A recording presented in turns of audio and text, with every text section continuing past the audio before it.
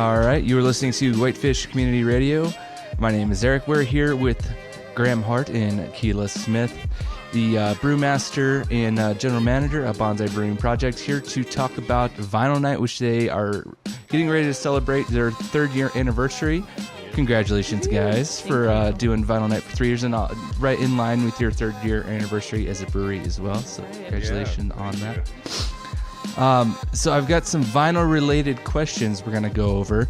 The first one is, before we get into Vinyl Night itself, I'm just going to talk about, the world of vinyl and how it relates to you guys personally. So what was the first record that you guys bought or owned? I didn't really start collecting vinyl till just recently, so mine's not super exciting. I think the first one I picked out was probably Prof's Liability album. Nice. Or something like that. Yeah, I think my first one was a Cut Chemist and DJ Shortcut live album that I'd listened to as a CD. I never really had turntables, but my roommate did. And but when I found that vinyl, I had to have it because it's a live edition, old school, super cool scratch set. So that's kind of what got me started. Mm-hmm. Where'd you buy that at? I think it was in Spokane. I don't remember what the shop was called. Did you even have a turntable at that time? No. You didn't? Jason had some, but I didn't. I didn't know how to use them at all either. So how big is your collection now, would you say? Just estimate. I bet we've got 250 records or something like that. 200, 250. Mm-hmm.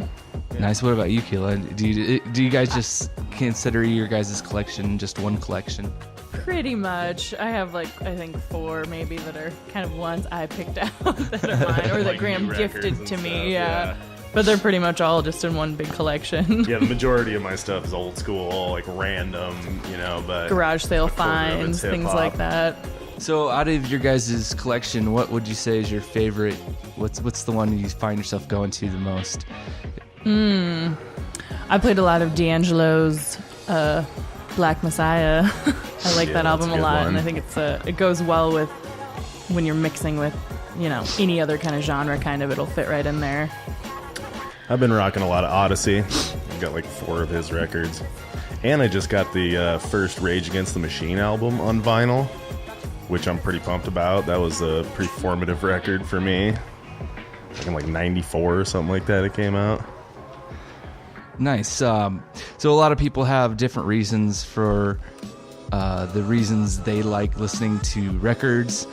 What would you guys say, for sound quality or the experience? What would be the reason that you personally like listening to records?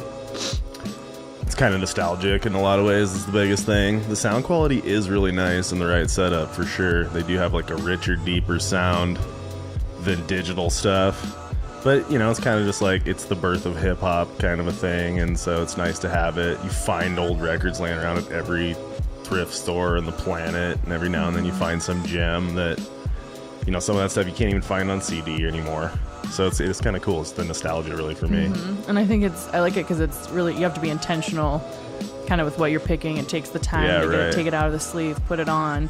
Where, if you're just flipping on your computer or something, it's so easy to skip around, where I guess just the intention, I think, is really neat. Oh, yeah, some records. of the cover art on the old, 60s and 70s stuff, just a comedy in itself, pretty much. Yeah, awesome cover work on some albums.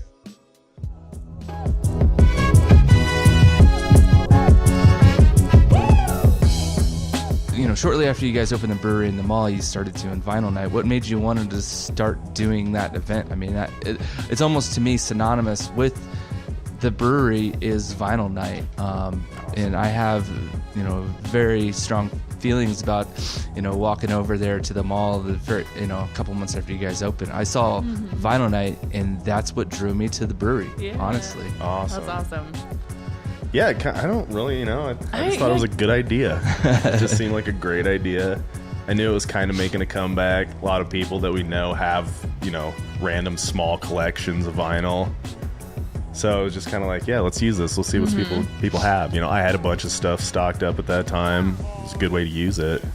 Kind of an easy form of entertainment too, Yep. Someone live playing music, but Do you think maybe it goes back to your block party days from when you guys were throwing those block parties and Little Blonde Honey got its start from those block parties? For sure. And JC DJing and all that, you know, it's definitely a big part of it. Just kind of bringing that to the brewery feel. Yeah, for sure. Keeping it alive.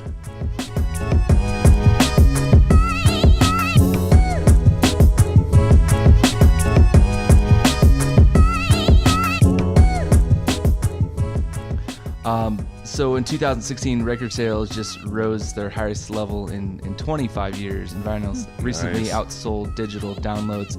That they've kind of been going back and forth with that on a weekly basis. We keep hearing that vinyl is a fad, but the trend only seems to be growing. In your guys' opinion, is it a fad? Will our kids be listening to records? Are we going to be passing down our grandparents' records to our kids? I hope it does last that long. I hope it's not just a fad, and I think it will. I think it might be coming back right now, but it's such a solid form of listening power. Yeah, totally. And like, how many formats have we gone through since vinyl was popular, and then now it's popular again? And like 5 different music formats we've been through, and it came back again. So it'll probably stick around, I think. It's definitely have some staying power. I mean, I read one time how long vinyl lasts, but it lasts, I think, like 500, 600 years before it starts to degrade. Damn. Wow. So, if you take good care of the records, it's totally. Yeah, like eventually there's going to be some sort of like apocalyptic computer virus or something that's going to wipe everybody's computer out, and the only music that'll be around will be vinyl. And anybody who didn't put it on vinyl, it'll just be gone forever. Everyone will have a Chuck Mangione collection. There'll be so much Herb Alpert. And I kind of switched over to this question about people who don't know about Vinyl Night and what is Vinyl Night. Just kind of explain what it is and how you guys set it up. Every Thursday we get usually a friend or just a local, music head comes in, brings their collection of vinyl, and spins their favorite tunes 6 to 8. Yeah, we've got 2 turntables and a mixer in-house, so it's all set up and ready to go. Eric's got you plugged in. Bring in whatever you've been holding on to, blow the dust off of it, and see what it sounds like.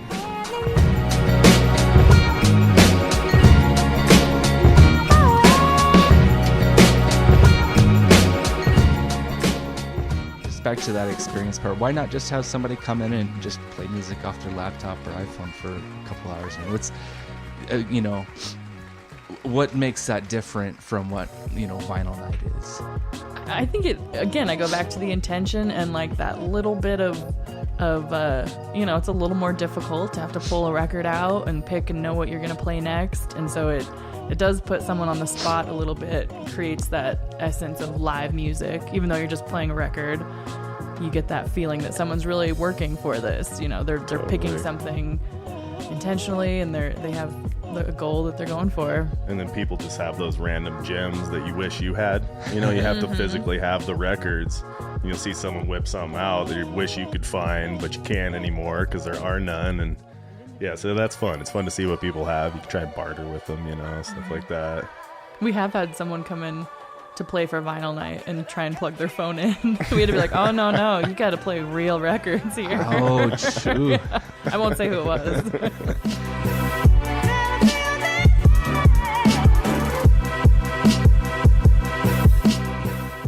I'll just interject my own opinion on it.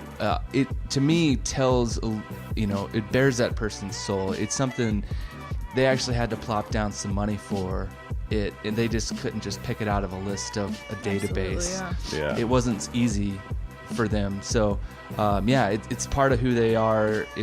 When somebody plays their record collection, it's kind of speaking to who they are as a person. Totally. As music tells about a person anyways. Totally. Right. It's almost like an event to even pull your vinyl out and listen to it, because you can just look it up on the computer and it's easier, so it's cool. Like somebody had to go through the effort just to pull it all out and, clean it up. It's awesome. Yeah.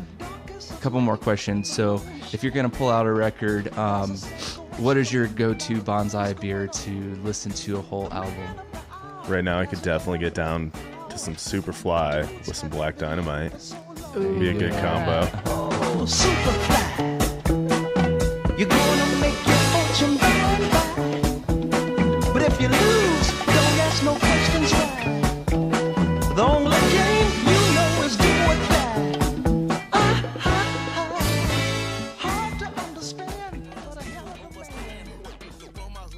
I'd probably have to say it'd probably be a Big Boy album.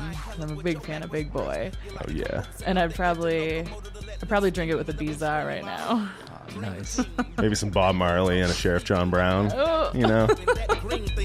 Greetings, Earthlings. I've been lurking deep in the shadows, gathering artillery for the battle. Now on the front line I stand, microphone in my right hand, left foot on the gas. Don't make me put my foot in yo. Yo DJ, ain't no DJ, he just make them vocal mistakes. Where they at? Where they at? Where they at? Where they at? Where they at? Where they at? Where they at? Wait, a lot of your beers are named after records, I kind of found out, or they're musically influenced, so. Definitely, yeah. Totally. What is your guys' favorite vinyl night memory, if you have one?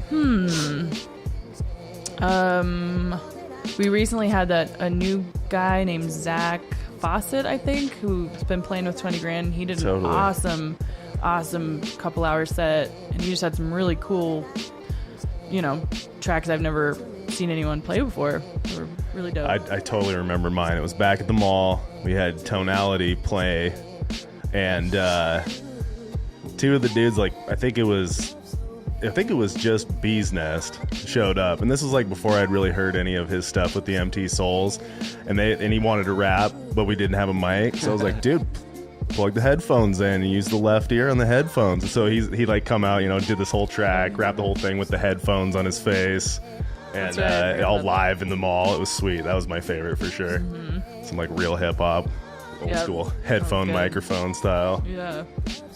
Mine would have to be the first time I tasted the habanero beer, and for the life of me, the name is escaping me right now. Mustang. Yeah. I'm losing definite bonsai points right there.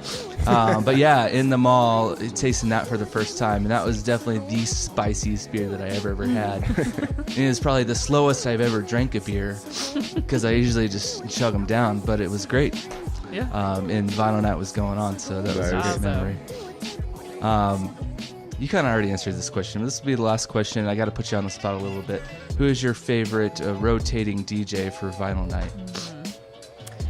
I mean, JC, I gotta give mad props to JC because he's an amazing DJ, and he does some really great mixes and just really great stuff. For sure. I can't. Tonality's pretty amazing. Scratch DJ.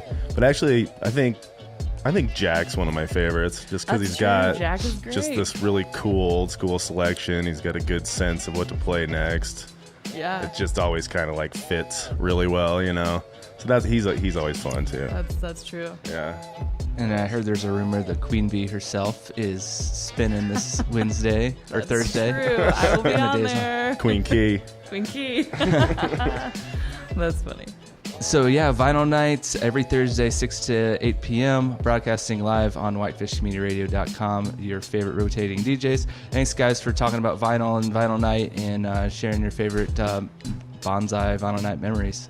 Right Awesome. on, Yeah, thanks, Eric. You. Thanks, guys. Thank Cheers. you. Yep.